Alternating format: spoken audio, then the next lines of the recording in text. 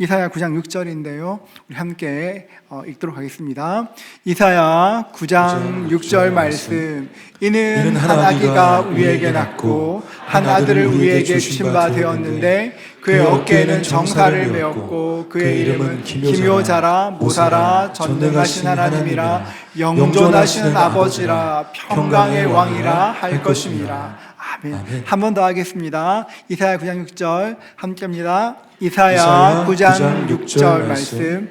이는 한 아기가 우리에게 낳고 한 아들을 우리에게 주신 바 되었는데 그의 어깨에는 정사를 메었고 그의 이름은 기묘자라 모사라 전능하신 하나님이라 영존하시는 아버지라 평강의 왕이라 할 것입니다. 아멘.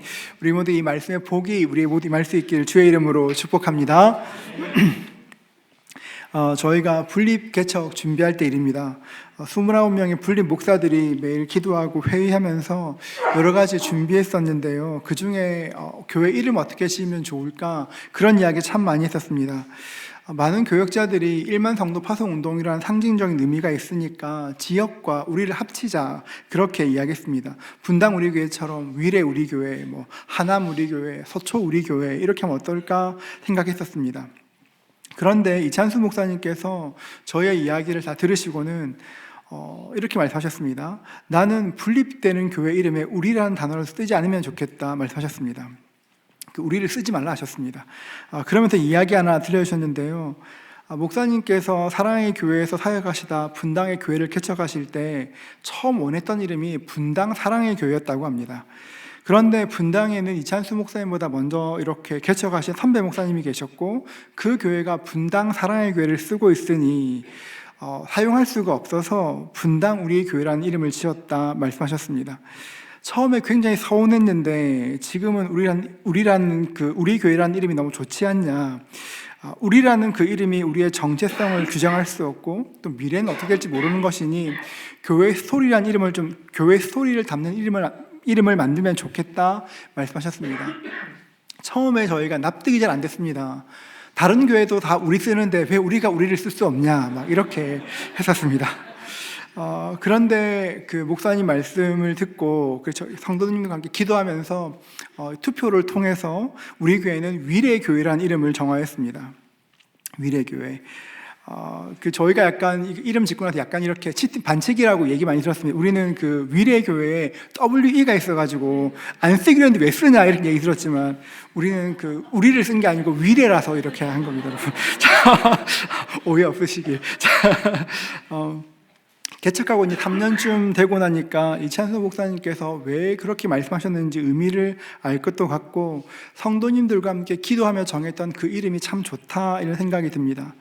여러분, 이름은 단순히 어떤 것을 부르는 명칭만을 말하는 것이 아닙니다. 이름에는 의미가 깃들어 있습니다.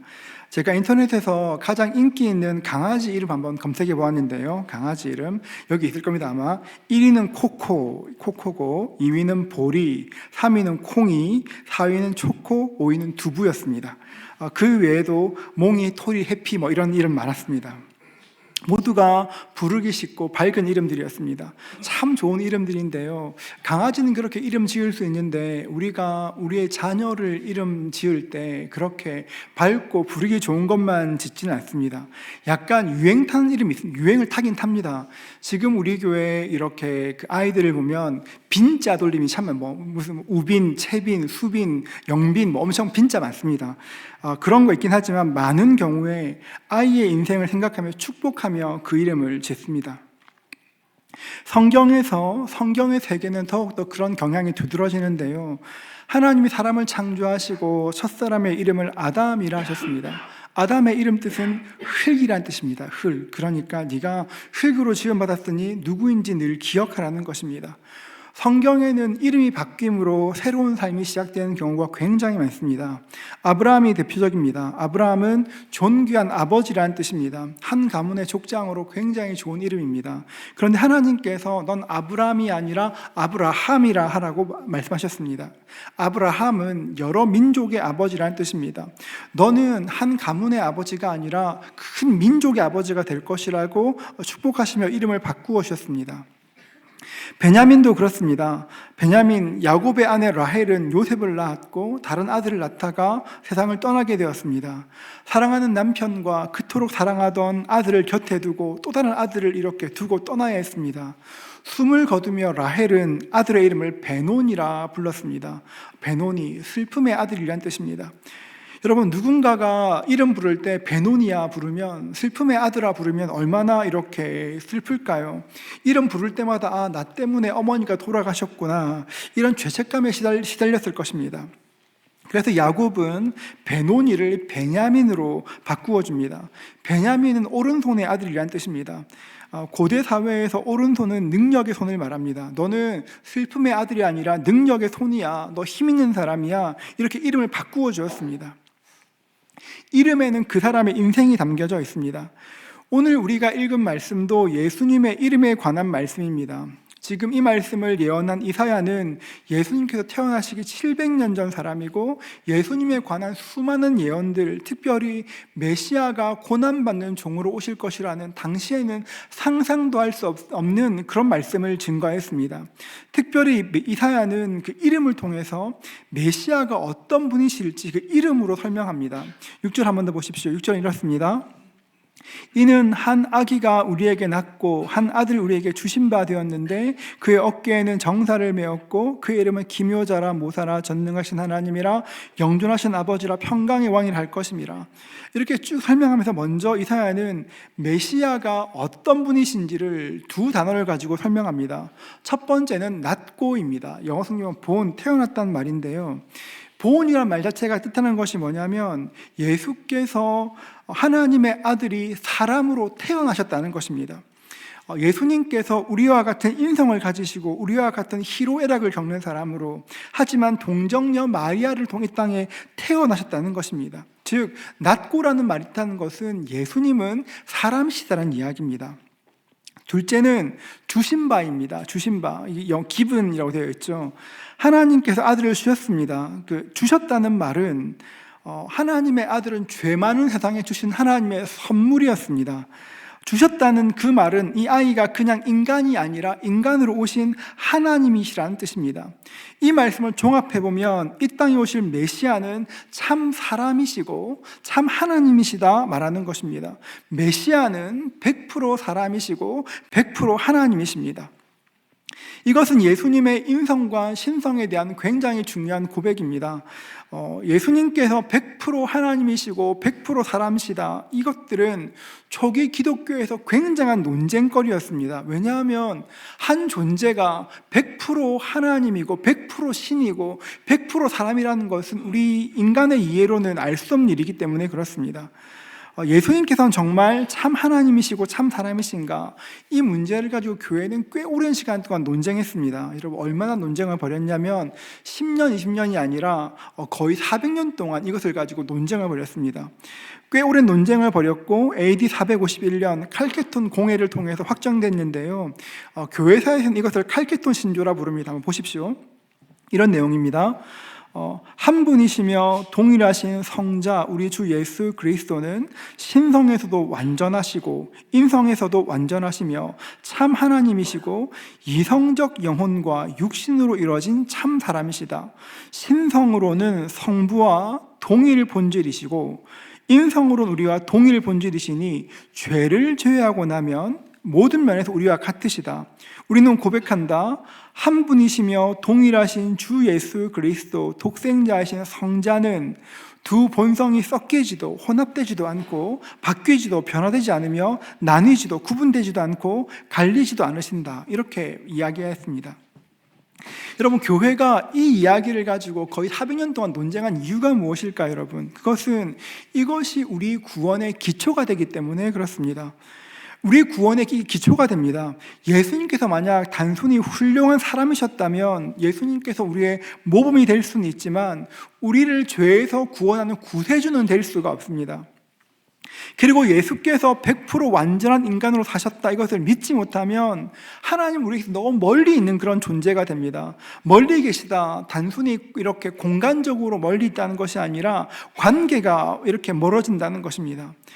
예수님께서 인간이 아니라 신으로만 계셨다면 저 높은 하늘에 계신 하나님께서 우리가 당하는 고난과 아픔들을 어떻게, 우리의 모든 일상들을 어떻게 이해하실 수 있었겠습니까? 예수님께서는 인간의 몸으로 사셨습니다. 누군가를 이해하기 위해서는 그 사람과 같은 형편에 처해보는 것이 가장 좋습니다. 몇 주 전에 이렇게 목수이신 예수님에 대한 설교했었습니다. 설교 중에 예수님은 분명히 자영업자였다 이런 얘기했습니다. 예수님은 자영업자셨다고, 우리처럼 불경기도 지났을 것이고 예수님께서 운영하시던 목공소에 출입하는 손님들도 다 굉장히 좋은 사람들이 아니라 분명히 진상도 있었을 것이라 이야기하였습니다. 그날 어느 성도님께서 엘리베이터 앞에서 목사님, 예수님이 저와 같은 직장인이었을 것이라는 것이 굉장히 위로가 됩니다. 그러시면서 직장의 일들을 쭉 기도를 부탁하기도 하셨습니다. 배고프지 않으면 배고픈 사람의 고통을 알 수 없고, 배신당해보지 않으면 배신당한 아픔을 알 수가 없습니다. 예수님께서는 이 땅을 사시는 동안 배고픔과 배신과 고독과 아픔들을 모두 겪으셨습니다.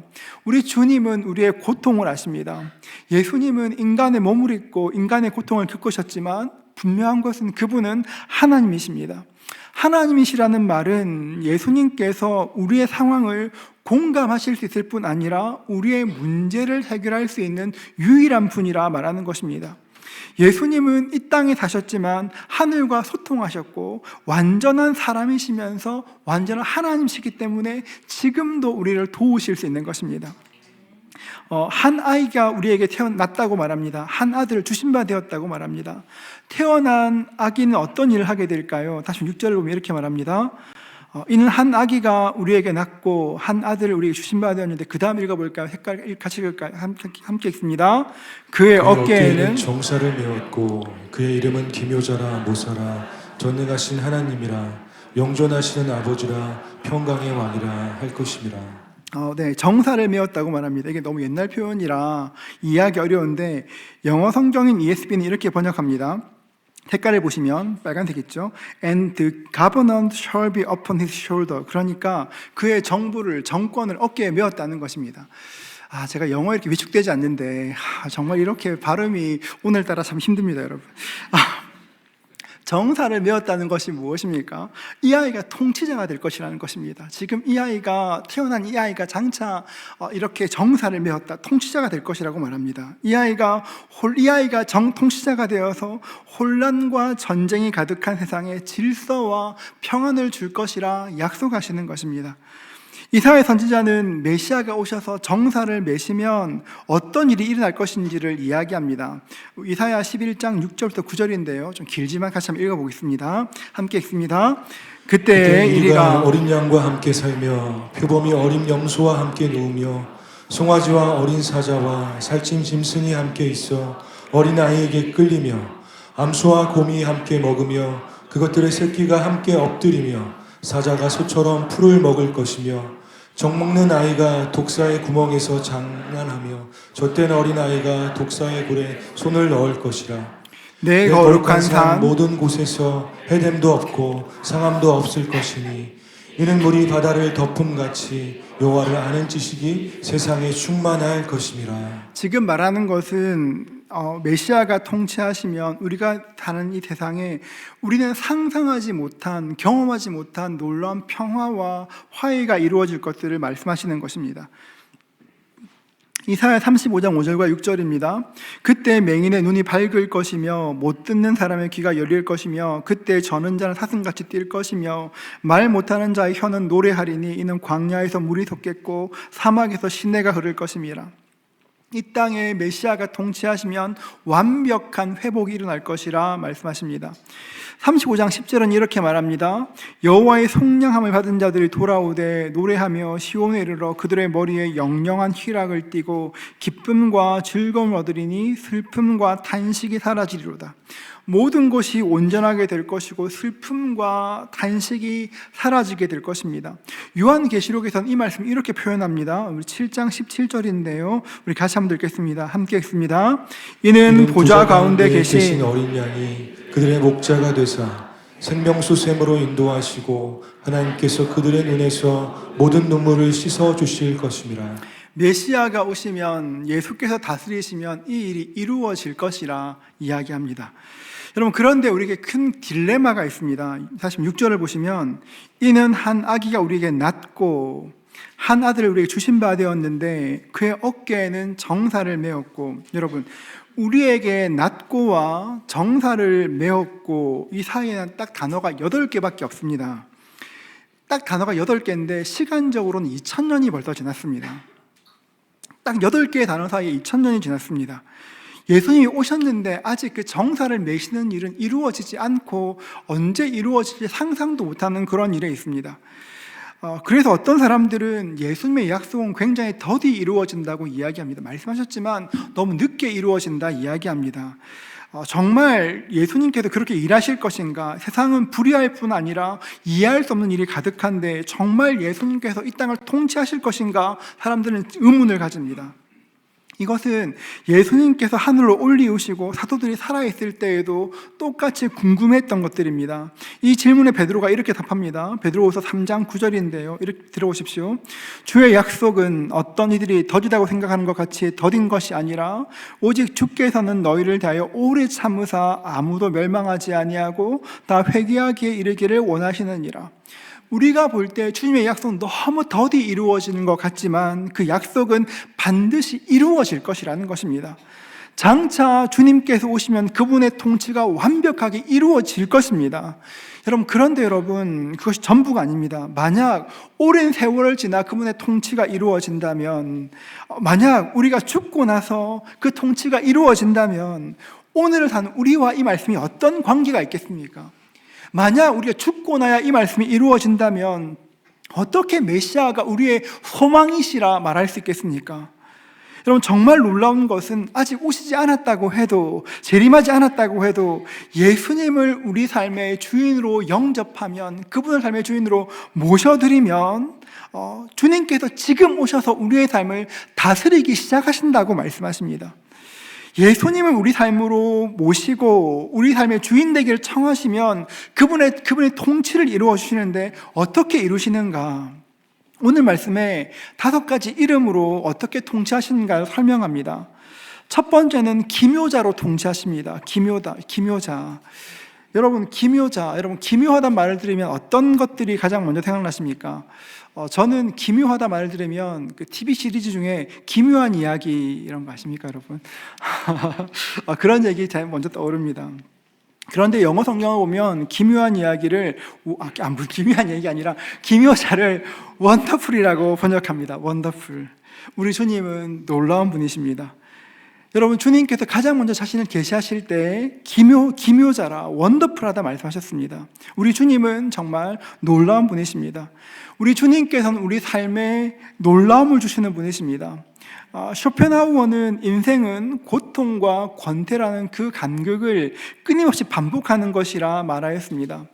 인생을 살다 보면 고통이 있고, 그리고 그 고통이 끝났다 싶으면 권태가 찾아와 또 괴롭힌다는 것입니다.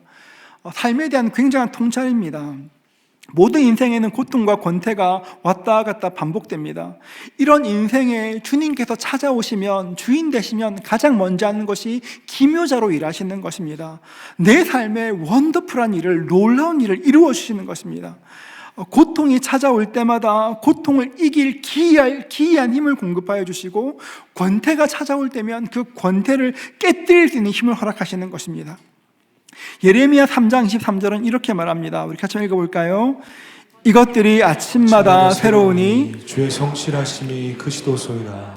예레미야는 말하기를 우리 주님은 아침마다 새롭다 말씀하십니다. 눈 뜰 때마다 새롭다 말씀하십니다. 저는 이 말씀을 너무 좋아합니다.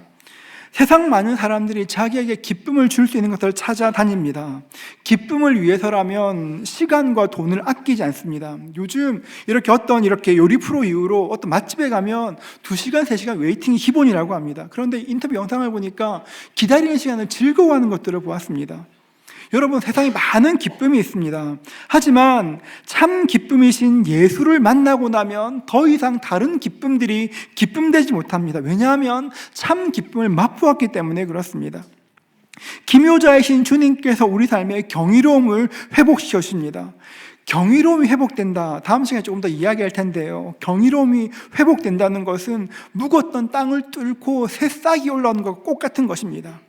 여러분, 기묘자이신 주님께서 우리의 삶에 관심이 있으시고 우리 삶을 경이롭게 만들어 가십니다. 두 번째로 우리 주님은 모사이십니다. 모사. 그렇게 놀라우신, 기묘하신 그분이 모사가 되십니다. 모사라는 말은 너무 고온데요. 영어 성경 보면 카운셀러라, 상담가라 번역합니다. 그런데 원어의 뉘앙스를 보면 그 카운셀러라는 그 말이, 모사라는 말이 좀 번역이 약하게 느껴집니다. 모사는 단순한 상담가가 아닙니다. 모사는 중요한 일을 결정할 때 도움을 주는 사람입니다. 예를 들면 삼국지에 나오는 그런 제갈량 같은 그런 사람입니다. 단순히 우리의 어려움을 들어주고 상담하는 것이 아니라 우리 삶의 문제에 적극적으로 개입하고 결정할 때 도움을 준다는 것입니다.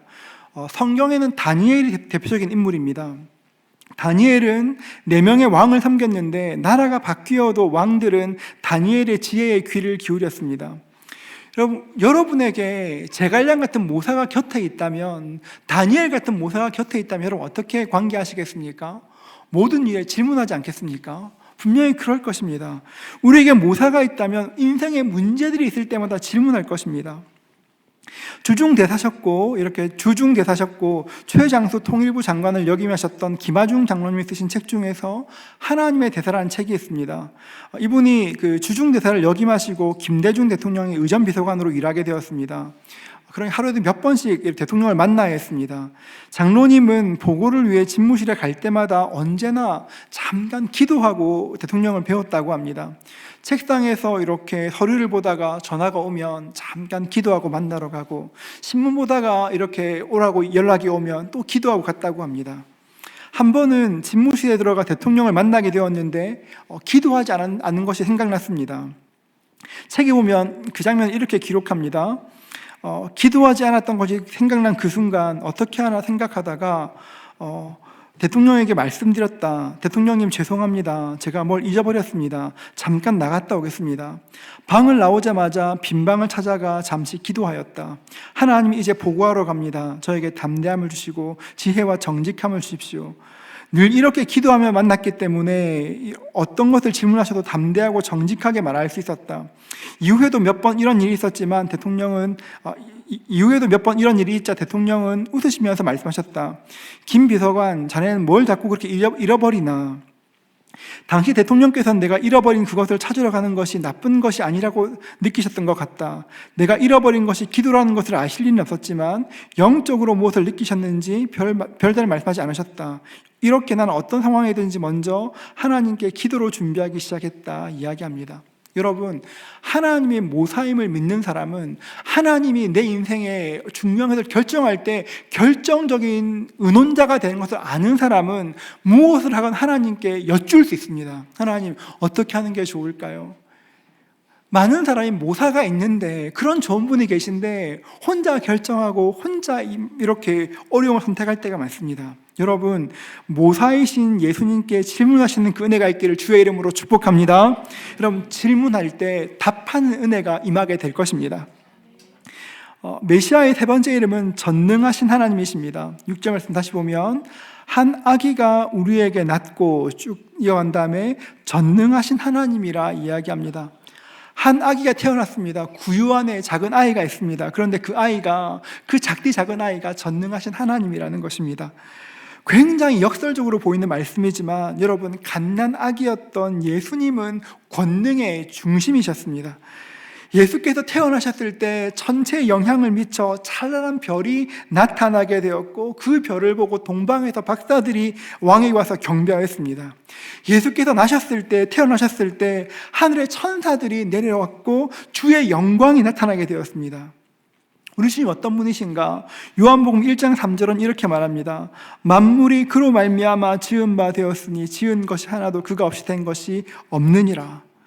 전능하신 하나님은 작정하신 일을 반드시 이루십니다. 예수님께서 이 땅 사시면서 많은 기적들 행하셨습니다. 눈 먼 자 눈 뜨게 하시고, 못 듣는 사람 듣게 하시고, 안진뱅이 일으키셨습니다. 죽은 자도 살리셨습니다. 여러분, 그런데 주님께서 이 땅에서 하신 가장 큰 권능은 그런 일들이 아닙니다.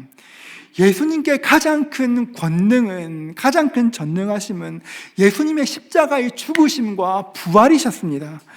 예수님께서 십자가에 달려 죽으시는 것, 그 놀라우신 주님이 인간의 몸을 입고 달려 죽으시는 것은 한없이 약해 보일 수 있지만 어떤 의미에서는 그 죽음이 아니었다면 우리 모두가 구원받을 수가 없습니다.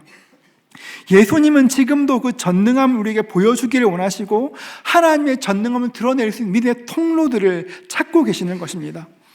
역대하 16장 9절 상반절 같이 한번 읽겠습니다. 색깔된 데까지만 읽겠습니다. 같이 읽습니다.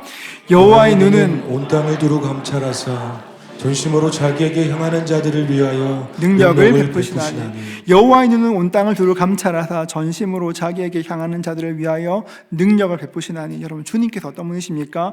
전심으로 주를 찾는 사람, 전심으로 주를 찾는다는 것은 죄 없는 사람이 아니라 이렇게 마음이 나누어지지 않고 온전한 마음으로 주님만 의지하는 사람을 말하는 것입니다. 온전히 주님만 의지하는 사람들에게는 지금도 하나님의 능력을 나타내시겠다 약속하시는 것입니다. 여러분, 기억하십시오. 예수님은 전능하신 분이십니다. 내 생각으로 예수님을 제한하지 마시고 그분의 전능하심을 경험할 수 있기를 주의 이름으로 축복합니다. 네 번째 이름은 영존하신 아버지입니다.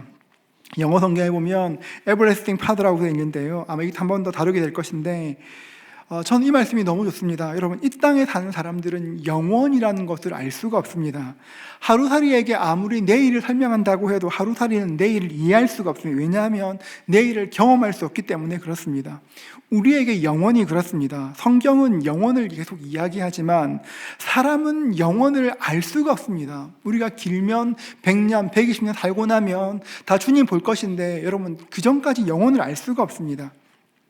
그러나 기묘자이시고 모사이신 예수님께서 전능하신 하나님으로 이 땅에서 이루신 일들을 경험하고 나면 영원에 대해서 알 수 없지만 조금 엿볼 수는 있습니다. 영원이 이런 것이겠구나. 내가 장차 주님과 누릴 그 통치와 은혜들을 약간 맛볼 수가 있습니다. 겉은 틈으로 보는 것처럼 아직은 부족하지만 영원을 알 수 있는 것입니다. 여러분, 예수님과 관계될 때, 예수님과 연결될 때 피조물인 우리가 영원을 아는 것뿐 아니라 영원에 속하게 되는 것입니다. 예수님을 통해 새로운 차원의 삶이 임하게 되는 것입니다. 마지막 다섯 번째로 예수님은 평강의 왕이십니다. 저는 지난 한 주를 지나면서 이 말씀이 굉장히 깊게 묵상되었습니다. 지난주 우리는 지난주에 일어난 일들을 통해서 이 땅의 평안이라는 것이 얼마나 쉽게 깨어지는지를 경험하였습니다. 동시에 평안이라는 것이, 평강이라는 것이 얼마나 귀한지도 경험했을 것입니다. 저도 그랬습니다. 새벽까지 방송을 보면서 불안해하고 기도했었습니다. 저는 자기 전에 유튜브를 잘 보지 않습니다. 잘 보지 않고 영상 잘 안 보는데요, 최근에 계속 영상 이렇게 틀어놓고 이렇게 잡니다. 그러니까 많이 피곤하고 힘들더라고요. 새벽까지 방송을 보면서 불안하고 많이 기도하였습니다. 여러분, 그런데 제가 이런 날들을 쭉 거치면서 다시 한번 생각하게 된 것은 이 땅의 평안은 사람을 통해 임하지 않는다는 것입니다. 이 땅에는 어떤 일도 어떤 사람도 평안을 줄 수가 없습니다. 우리의 평안은 누군가, 어떤 사람이, 힘 있는 나라가 주는 것이 아니라 하나님께서 주시는 것입니다. 여러분, 지금 우리가 해야 될 일이 무엇일까요? 여러분, 조국 대한민국을 위해 하나님께 기도하는 여러분 되실 수 있기를 축복합니다. 어떤 사람은 지금 나라의 상황을 보고 절망하고 관심 없어하고 분노하고 원망합니다. 저주합니다. 그런데 여러분, 그 마음을 그냥 흘려보내지 마시고 내 마음에 있는 그 마음들을 붙들지 마시고 그 마음을 기도로, 재료로 바꾸어야 되는 것입니다. 불평하는 마음이 들거든, 원망하는 마음이 들거든 똑같이 원망하고 불평하고 저주하는 것이 아니라 하나님께 기도드려야 되는 것입니다. 평강의 왕이신 하나님께서 임하기를 기도해야 되는 것입니다. 어느 분께서 어제 여의도에 가셔서 이렇게 문자를 보내셨습니다. 어떻게 기도하다가 제가 이 말씀을 다시 이렇게 드렸습니다. 평강의 왕이 임할수록 그것 가운데 기도합시다, 이렇게 말씀드렸습니다. 여러분, 가장 무력해 보이는 기도지만 그 기도를 통해 하나님의 능력이 임하게 되는 것입니다. 우리 예수님께서는 평강의 왕이라 말씀하십니다.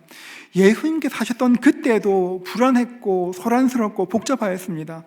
우리보다 훨씬 더 불안정한 상황을 지나셨습니다.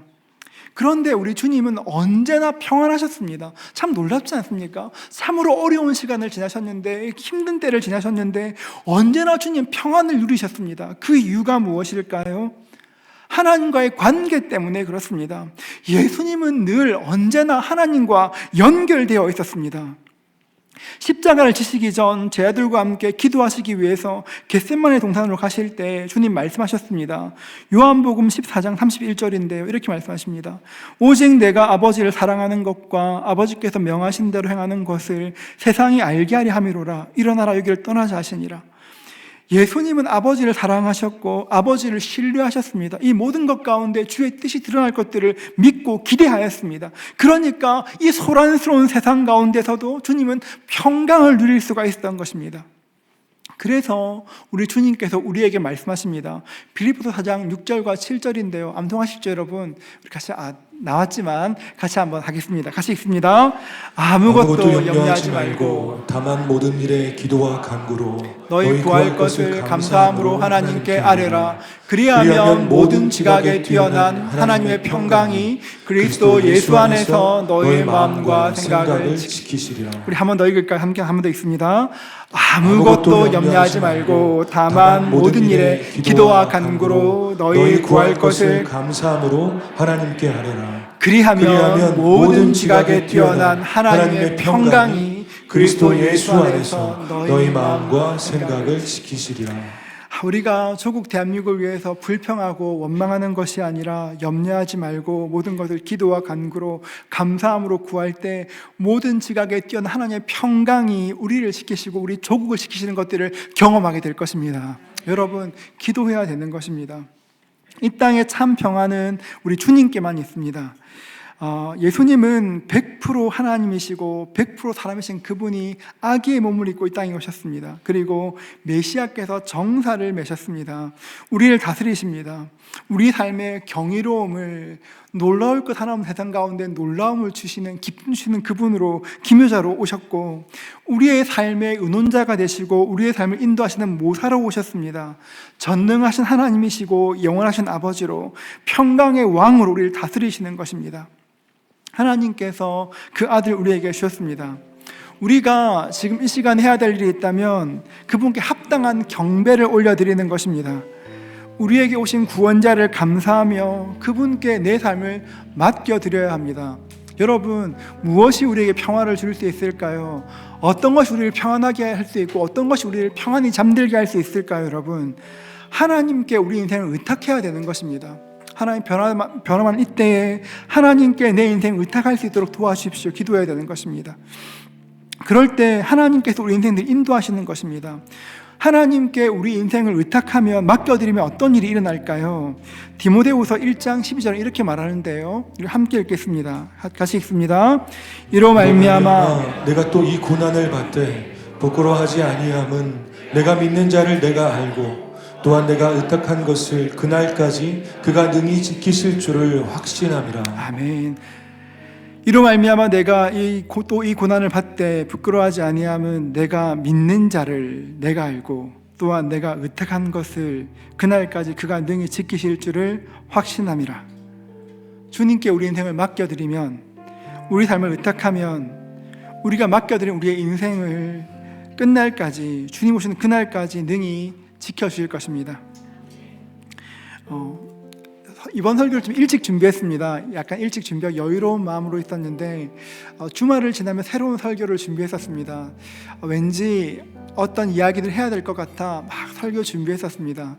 준비하고 밤 늦게까지 계속 준비하다가 하나님께서 딱 한마디 이렇게 저에게 말씀하셨습니다. 평강의 왕이면 괜찮아. 어떤 말 할 거 없이 그냥 평강의 왕이면 돼. 제가 그 말씀 가운데 마음이 녹아졌습니다.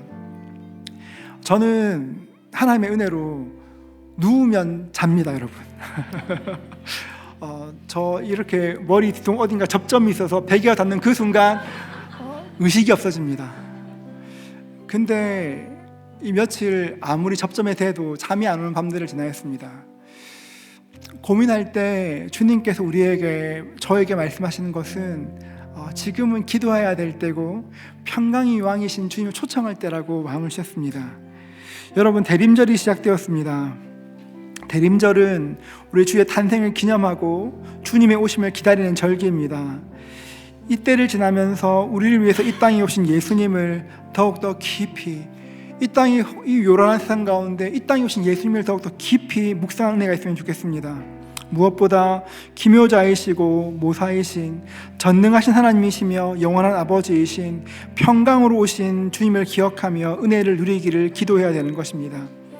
여러분, 이 혼란스러운 정신없는 연말 분위기의 시간을 보내는 것이 아니라 예수님만 바라보시는 연말 될 수 있기를 축복합니다. 세상에 많은 뉴스가 우리의 마음에 들어왔다 나겠다 하겠지만 예수님을 우리 마음의 주인으로 모시는 그 은혜가 있기를 축복합니다. 우리의 인생 가운데 우리의 인생 의탁하면 지키실 분이 계시기 때문에 그렇습니다. 그 은혜 누리실 수 있는 저와 여러분 되시기를 주의 이름으로 축복합니다.